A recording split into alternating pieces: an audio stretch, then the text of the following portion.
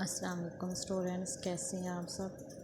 Last lecture میں ہم نے حدیث نمبر 2 کا ترجمہ و تشریح دیکھی تھی۔ آج ہم حدیث نمبر 3 کو شروع کریں گے۔ حدیث نمبر 3، بسم اللہ الرحمن الرحیم۔ عن صفوان بن سلیم انہ قیل رسول اللہ صلی اللہ علیہ وسلم یکون المؤمن جبانا۔ حضرت صفوان بن سلیم سے روایت ہے کہ نبی کریم صلی اللہ علیہ وسلم سے پوچھا گیا کہ کیا مومن بزدل ہو سکتا ہے؟ کالا نام، تو آپ صلی اللہ علیہ وسلم نے فرمایا ہاں۔ فقیل له یکون بخیلا، کیا مومن بخیل ہو سکتا ہے؟ کالا نام، تو آپ صلی اللہ علیہ وسلم نے فرمایا ہاں۔ فقیل له یکون المؤمن کذابا، کیا مومن جھوٹا ہو سکتا ہے؟ کالا لا، تو آپ صلی اللہ علیہ وسلم نے فرمایا نہیں۔ اس حدیث کو حضرت صفوان بن سلیم نے روایت کیا ہے، اور مومن کے حوالے سے 3 باتیں آپ صلی اللہ علیہ وسلم سے پوچھیں گی کہ کیا مومن بزدل ہو سکتا ہے اور کیا مومن بخیل ہو سکتا ہے۔ تو دونوں کے سلسلے میں آپ نے فرمایا کہ ہاں، مومن بزدل بھی ہو سکتا ہے اور مومن بخیل بھی ہو سکتا ہے۔ بخیل مطلب کنجوس۔ پھر پوچھا گیا کہ کیا مومن چھوٹا ہو سکتا ہے، تو آپ صلی اللہ علیہ وسلم نے فرمایا کہ مومن چھوٹا نہیں ہو سکتا۔ اس حدیث مبارکہ میں بزدلی، بخل اور جھوٹ کے بارے میں فرمایا گیا ہے کہ اگرچہ بخل اور بزدلی بری عادات ہیں، لیکن جھوٹ کی برائی بیان کرتے ہوئے فرمایا کہ ایک مومن جھوٹا نہیں ہو سکتا۔ جھوٹ کئی قسم کے ہوتے ہیں اور جھوٹ کی مختلف صورتیں ہیں، جن میں سب سے پہلی صورت یہ ہے کہ بچوں کو بہلانے کے لیے جھوٹ بولنا۔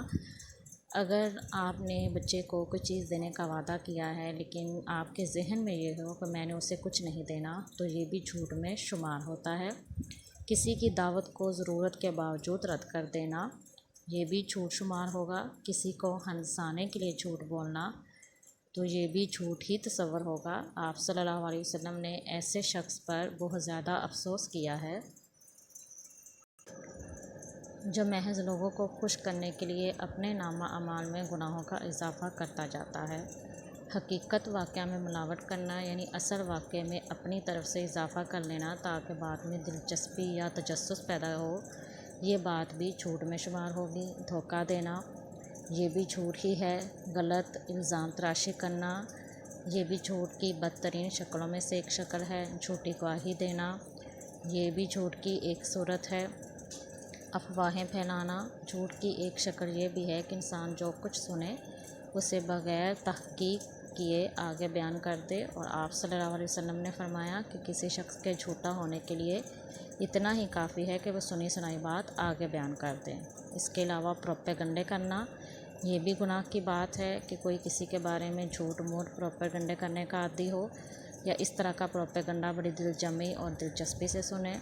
غلط بیانی سے کسی کی چیز پر قبضہ کرنا بھی جھوٹ میں شمار ہوتا ہے، اور دوسروں کو مرعوب کرنے کے لیے بھی اپنے آپ کو امیر ظاہر کرنا جھوٹ تصور ہے، یعنی جھوٹ ہی ہے۔ اس سلسلے میں ایک واقعہ ہے کہ ایک عورت نے آپ صلی اللہ علیہ وسلم سے پوچھا کہ کیا میں ایک ہمسائی کو چڑھانے کے لیے اسے یہ کہہ سکتی ہوں کہ مجھے میرے شوہر نے یہ چیزیں دی ہیں، حالانکہ اس نے مجھے نہیں دی؟ تو آپ صلی اللہ علیہ وسلم نے اسے دوہرا گناہ اور جھوٹ قرار دیا۔ ایک جھوٹ اس اعتبار سے کہ جس چیز کے تم مالک نہیں بنائے گی اس کا اپنے آپ کو مالک قرار دینا، اور دوسرا جو چیز تیرے شوہر نے نہیں دی اس کے بارے میں کہنا کہ اس نے مجھے دی ہے۔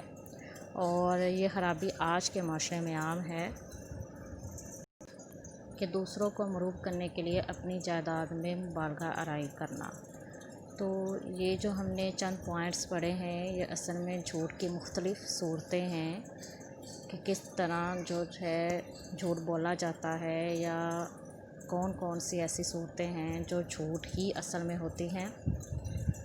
آگے دیکھتے ہیں جھوٹ کی خرابیاں، یعنی جھوٹ سے معاشرے میں یا ہمارے ارد گرد یا ہماری اپنی زندگی میں بہت ساری خرابیاں پیدا ہوتی ہیں۔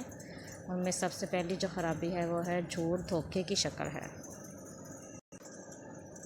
دھوکہ دہی کے بل بوتے پر کاروبار اور معاملات پروان نہیں چڑھ سکتے، جھوٹ کفر تک لے جا سکتا ہے۔ جھوٹ کی برائی کی وسعت اتنی زیادہ ہے کہ کفر بھی اس کے دائرے میں آ جاتا ہے، اور آپ صلی اللہ علیہ وسلم نے اس سلسلے میں فرمایا کہ آپ صلی اللہ علیہ وسلم سے کسی نے پوچھا کہ دوزخ میں لے جانے والا کام کیا ہے، تو آپ نے فرمایا جھوٹ بولنا۔ جب بندہ جھوٹ بولتا ہے تو گناہ کے کام کرتا ہے، جب گناہ کے کام کرے گا تو کفر کرے گا، اور جب کفر کرے گا تو جہنم میں جائے گا۔ اس کے علاوہ جھوٹ دیگر گناہوں کا سبب بھی بنتا ہے کہ انسان گناہگار ہوتا ہے، کسی جھوٹا جو ہے وہ کسی کا احسان نہیں مانتا، بے باک ہو جاتا ہے۔ جھوٹ انسان کو اس طرح گناہوں کی طرف لے جاتا ہے کہ انسان ایک دفعہ گناہ کرتا ہے تو اس کے ذہن میں یہ بات ہوتی ہے کہ وہ جھوٹ بول کر اپنے اس گناہ پر پردہ ڈال دے گا۔ اگر کسی کو اس کے گناہ کا پتہ بھی چلے گا تو وہ جھوٹ بول کر اسے مطمئن کر لے گا، تو اس طرح وہ گناہوں پر دلیر ہو جاتا ہے اور بلا جھجک گناہوں کا عادی بن جاتا ہے۔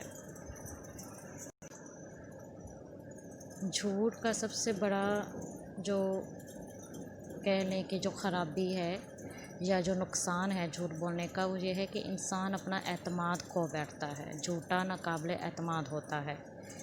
اس طرح جھوٹا آدمی جب ایک دو مرتبہ لوگوں کے سامنے ظاہر ہو جاتا ہے کہ وہ جھوٹا ہے تو اس پر کوئی اعتماد نہیں کرتا۔ اگر وہ شخص کاروباری ہے تو اس کے کاروبار پر اثر پڑ سکتا ہے، اس کی ساکھ خراب ہو سکتی ہے۔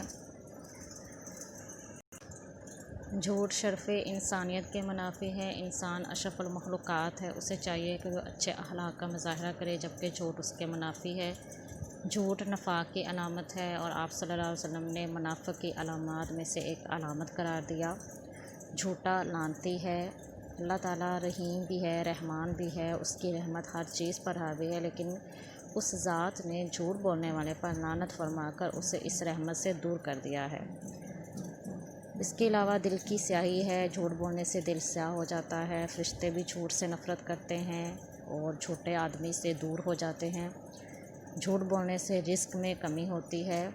ایمان اور جھوٹ یکجا نہیں ہو سکتے۔ آپ صلی اللہ علیہ وسلم نے فرمایا، کسی کے دل میں ایمان اور کفر دونوں اکٹھے نہیں ہو سکتے۔ اسی طرح جھوٹ اور سچائی بیک وقت جمع نہیں ہو سکتے اور خیانت اور امانت بھی اکٹھے نہیں ہو سکتے۔ جی یہ تو تھی آج کی حدیث کی تشریح، با محاورہ ترجمہ اور تشریح اچھے سے یاد کیجیے گا، مجھے دعاؤں میں یاد رکھیں۔ والسلام علیکم ورحمۃ اللہ۔